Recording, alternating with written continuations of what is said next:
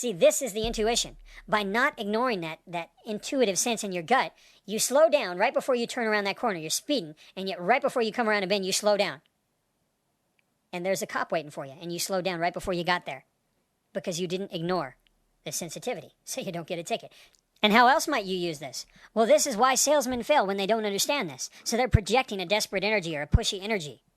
Okay? But when they don't ignore this, then they increase and multiply their sales and their business results.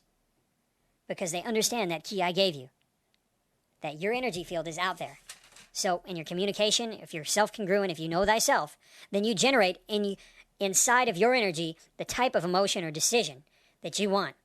And then you send that out into their energy intentionally, which interacts with their energy field on an unconscious level. They pick it up on the feeling that you're sending out to them. They pick it up and think it's their own thought. Does that make sense? Now, this intuition I told you about is also how time distortion is done. Like I described, you're speeding down the road, and right before a bend, you slow down. You don't even know why. And you come around the bend, and there's a cop with a radar, and you're perfectly doing the speed limit. Well, that's the same thing in all of life. For anything, you get this intuition where you actually see ahead just a mini moment into the future. And you can actually control time that way. You can control time and thus your results, because time has a momentum effect, doesn't it? It has a momentum effect. By mastering and controlling time, it's like you enter into a time zone. I mean, have you ever noticed when you're having a great time and the time goes by so quickly? Wow, where did the time go? But when something sucks, you're doing something horribly, I mean, you just hate it. And it just seems like, oh my God, this takes forever. When it was all the perception of the time. So time is also related to emotion. Now, many teachers teach that, and time is emotion, and the problem is they put too much emphasis on emotion. Emotion is one slice of a 12-slice pie, and they try to act like it's 11 slices. There's too much emphasis on emotion, because capturing and leading the imagination, the emotion, is how manipulation is also done, and you don't want to be manipulated. Emotions are like cheerleading. You know, how long can you hold up a big neon sign? It ain't feel good. Eventually your arms will get tired. So we're going to a higher level of mastery than just mere emotion. Then you control your emotions like child's play, like nothing. You can control your emotions like you control your car and steer them wherever you want to go, wherever you want them to be when you need them for whatever you want. Then they empower you. Then you are using them instead of them using you. And this comes back to what I said earlier, that knowing how this mechanism works in the energy field and knowing how not to use it when it's inappropriate and knowing how to use it when it is appropriate is a true higher spiritual manifestation level where you can get anything you want out of life, anything.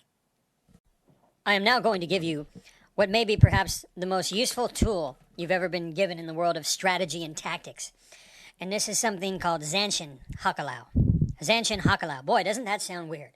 Well, Zanshin, as you know from the martial arts, Zanshin, Zanshin, is a state of constant and continual alertness.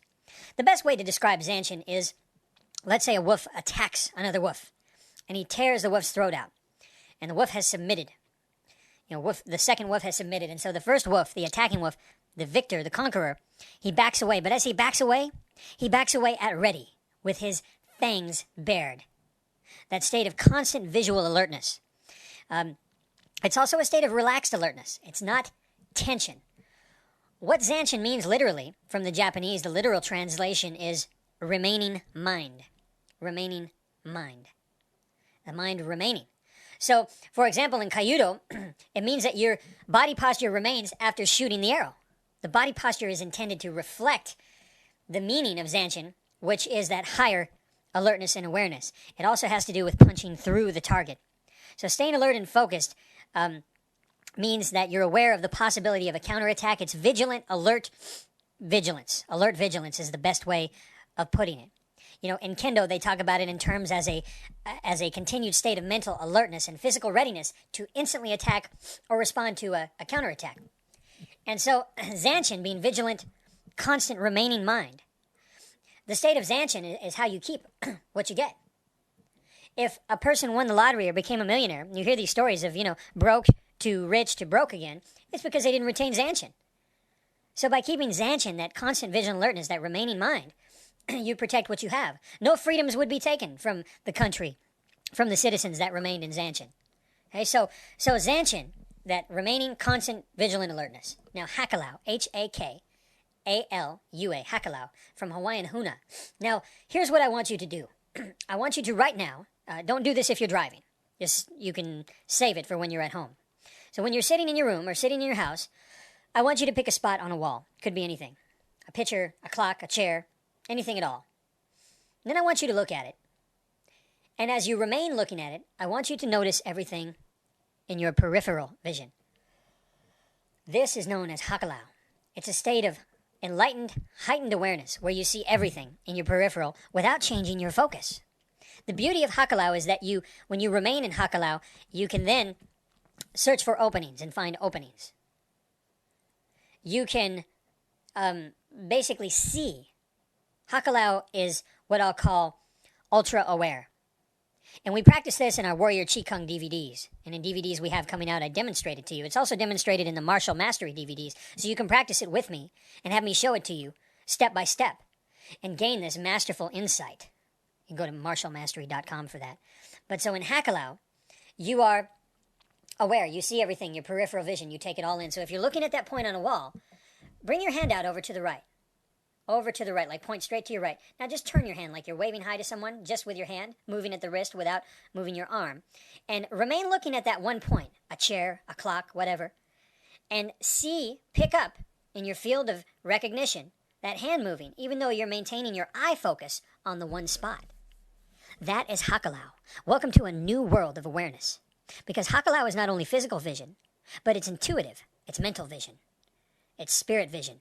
And just like picking up that hand off to the side, even though you weren't looking directly at it, and even though you didn't break focus on your target, the spot you picked, the chair or the clock, you didn't break focus, but you still perceived and recognized the hand. Likewise, mental hakalau, you perceive other things. Even though you're focused on one thing, you perceive all. Hakalau is like the all-seeing eye, and you can train it and strengthen it. Now, when you put that together with Zanchin, with heightened awareness, you have the greatest tool of personal awareness that you can imagine. It's incredible, and it's extremely strong. Remaining in Zanchin. You know, the samurai, he whips out his sword, whoosh, beheads his opponent, kneels down out of respect. But as he steps away, his sword remains upright, for he has remained in Zanchin. So you combine that remaining mind, that constant vigilant alertness, with your peripheral vision of hakalau, being all seen while never breaking your focus from your goal or target. That's Zanchin hakalau. Do you get it yet? Now you combine that with Mushin, the concept of mind, no mind. Mushin, M-U-S-H-I-N. And you have a very powerful force. You know, one of my all-time favorite movies is a movie called The Samurai. I think it came out in about 2004. The Samurai with Tom Cruise. What an incredible, wonderful movie. And in that movie, you might remember, Tom Cruise is the Westerner who goes to the samurai village. And he's trying to learn to spar with wooden swords. And they're beating him. And one of the guys, he says, too much thinking to Tom. And Tom starts to get it. And then later on in the movie, of course, he masters it, and he joins with him, and he becomes a samurai. Just my favorite movie, perhaps, of all time. And that little lesson right there, that little point in the movie, too much thinking, is what the samurai tried to teach with Mushin. Mind, no mind. That means your mind is there, but at the same time, it's not there. So if you're in a state of hakalau and you're fighting an opponent in front of you, and you're looking at him, your peripheral picks up his buddy. You know, the multiple attackers coming in. And wham, you throw off a side kick. That guy didn't expect it because he didn't see your head turn. He didn't see your eyes turn and look at him. See? So here he is coming in confidently, and all of a sudden, his face meets your foot. And you're not even distracted from the opponent in front of you, so you're still dealing with him too. And now his confidence is lowered because he just saw you destroy his friend, which had given him confidence. You see how it works? By giving you little examples here. How else can you use this? In seduction, in relationships, in marriage, in teaching your kids. You can see peripherally when one of them is when one of his friends is a bad influence on your kid. And you see it peripherally as you're focusing on your kid, and you see this other one coming in. You can just tell there's something about that other kid, and it's because they're doing drugs and they have a nose ring, and on and on and on, right? How can you use this? You decide. How else can you use hakalau, Zanchin hakalau, that remaining mind? Okay? Combining these two forces together with Mushin, it's incredible. I know the words sound weird, but these are tangible skills. And this is your chance for total awareness. Now, you want to anchor a trigger so that once you learn Zanchin and hakalau, it is a state, in fact. It's a skill, but it's also a state. Some states are fear, joy, sadness, anger. Those are all states. Well, so is Zanchin hakalau. That remaining mind, that ever-present total awareness. Now, how about that for a state? How would that help you instead of excited? Instead of emotional states, you anchored a trigger. So every time you slapped your wrist, or every time you put your hands into the position of the Kenpo salute of the scholar and the warrior, every time you did that, you entered Zanchin Hakalau. So wherever you were in life, in the boardroom, negotiating, in a sales situation to make a sale, in a relationship, that you went to that supreme mind of the maximum warrior in the state of Zanchin Hakalau, and you anchored the trigger to go into that state. Wouldn't that be awesome? And once you're in that state, you can transmit what we talked about earlier. Remember, transmitting your energy?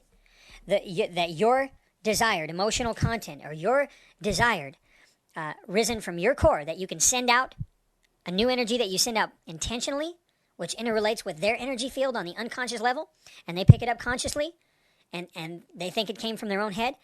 Now, imagine doing that from the state of Zanchin Hakalau, and then projecting it, transmitting it anywhere you want.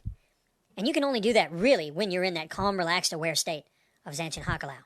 And you can do it in others. We're always doing it anyway. But to do it intentionally and at the maximum effectiveness would be in Zanchin Hakalau. And when you link your intentions with this, when you link your intentions with this state, when you link your intention, what you want, with Zanchin Hakalau and then transmit it anywhere, oh my goodness. Think about it. Oh, how strong and powerful this is. And you can use it. It's for you. Go back and listen to this track several times, and you'll pick it up.